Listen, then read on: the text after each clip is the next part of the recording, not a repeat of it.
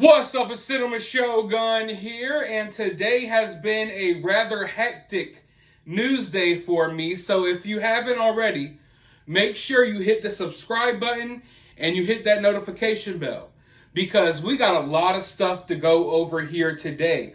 The U.S. Senate actually held its first hearing on the East Palestine train derailment incident, and you want to know who they didn't let testify?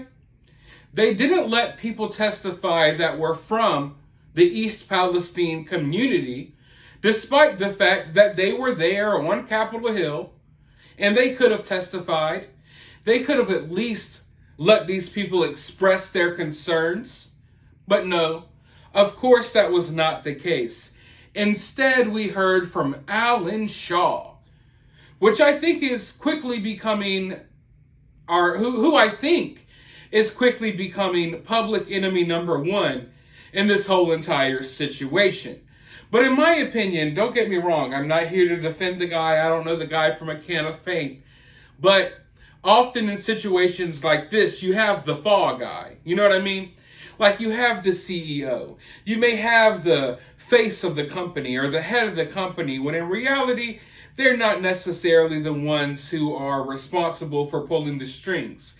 In my opinion, I don't know how to feel about all of these recent train derailments. I don't know how to feel about all of these recent factory explosions and food processing plant fires. It's really all starting to stack up and look really weird to me, but not just me. I think those of you all who are paying attention, I think it's starting to stack up and starting to look weird to you all as well. So while I'm not here to defend Alan Shaw, I'm also not going to look at him as if he is the one responsible for all of this. Because who's really pulling the strings behind the scenes? Is this one big conspiracy, if you will? Are we being attacked from the inside? Are foreign powers, or possibly domestic powers, purposely ripping us apart from the inside? I think that is what is on a lot of people's minds right now as we look at these situations. And I'm not going to be so quick to just go after the fall guy. And I think the fall guy here is not only Alan Shaw, but Norfolk Southern. Now, this could just all be a bunch of coincidences. But at the end of the day, folks, regardless if it's a big conspiracy or it's just a coincidence, we're dealing with dangerous situations. And either way, it looks like America's infrastructure is either being taken apart purposely, or it's falling apart because we do not have people who we could depend on in the government. We don't have people making good decisions, and our country is falling apart because of it. Now, as I just said, the Senate held their first hearing about this whole entire situation today. And there is a lot of stuff that we got to pick through and we got to talk about. But right now, I want you all to just listen to this quick little clip, because I find it really ironic what this guy says. And you'll know why in just a moment. Let's take a look. I am committed to making Norfolk Southern safety culture the best in the industry. Well, you're not having a good month. You're not having a good month. And it seems like every week there's another accident that Norfolk Southern is a part of in our country. So you may think that you've put in enough, okay?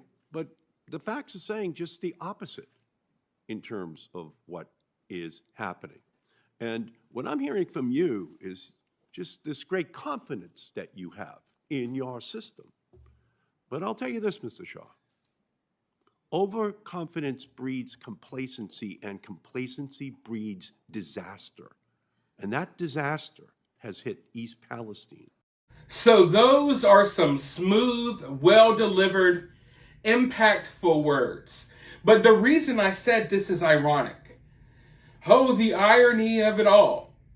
As this was happening, literally, as this was happening, as Alan Shaw was sitting there hearing what this guy was saying, another train, another Norfolk Southern train, mysteriously derailed in Alabama.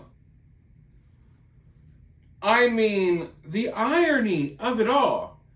The guy's right here. I mean, it's literally being live streamed. It's on live television, and you just see, or you hear the guy basically saying, hey man, you've had a rough couple of months.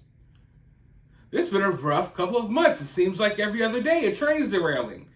And as he is delivering his monologue, a train literally derails in Alabama.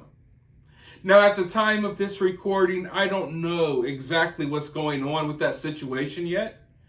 I know that the train derailed. I don't know what type of materials the train is carrying. And if you want me to be honest with you, the government officials or local government officials who are in that area of Alabama also have no freaking clue what's on the train. Because one thing I've learned over the past couple of weeks while covering this story is that no one, and I mean hardly no one, knows what's traveling on these trains. Isn't that scary? It's like, oh, so you know when your products are on the train, and you know when those products are going to arrive to your warehouse or your store, so you can sell those products. Y'all can keep up with that just fine, right? Because make no mistake about it, you want me to believe that these big stores and these big companies who order things, they know where their orders are coming from and how their orders are getting to them? There has to be someone keeping track, no pun intended, of all of these items and materials and goods, if you will, that are traveling back and forth on these trains. Yet, for some reason, they know where your Nikes are. They know where the next shipment of masks are for you to wear in the grocery store, but they don't know where the hazardous materials are traveling all across the country. I find that really weird. Why is it so difficult to know what's traveling through your town? I understand that you and me may not have knowledge of it, but even our elected local officials don't know. Even half the time, people working on the railways don't even know what's going on. It's really weird. It's almost as if they don't want anyone to know. You know what I mean?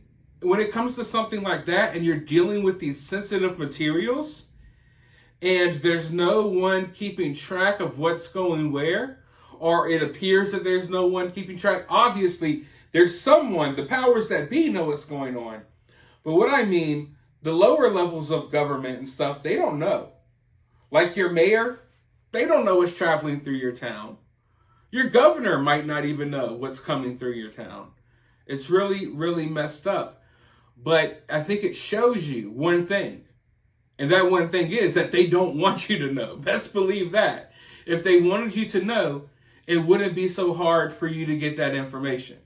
So the fact that you can track your items and you can track these things, you know what I mean? Less dangerous things. If you want to know where your UGG boots are and your Crocs or whatever is being transferred on these trains, yeah, okay, that's fine. We keep track of all of those goods.